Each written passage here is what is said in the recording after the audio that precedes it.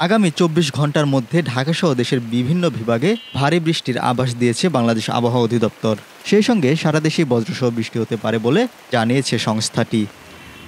আবহাওয়া অফিস জানিয়েছে ১২ অক্টোবর রোববার সকাল ৯টার মধ্যে চট্টগ্রাম ও সিলেট বিভাগের অনেক জায়গায়, ময়মনসিংহ, ঢাকা, খুলনা ও বরিশাল বিভাগের কিছু কিছু জায়গায় এবং রংপুর ও রাজশাহী বিভাগের ২-১ জায়গায় অস্থায়ীভাবে দমকা হাওয়া সহ হালকা থেকে মাঝারি ধরনের বৃষ্টি, বজ্রসহ বৃষ্টি হতে পারে।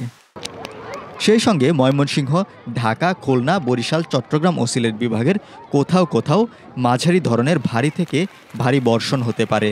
এছাড়া সারা দেশে দিনের তাপমাত্রা সামান্য কমতে পারে এবং রাতের তাপমাত্রা প্রায় অপরিবর্তিত থাকতে পারে। ১১ অক্টোবর শনিবার বাংলাদেশ আবহাওয়া অধিদপ্তরের আবহাওয়াবিদ মোহাম্মদ শাহিনুল ইসলামের দেওয়া পূর্বাভাসে এ তথ্য জানানো হয়।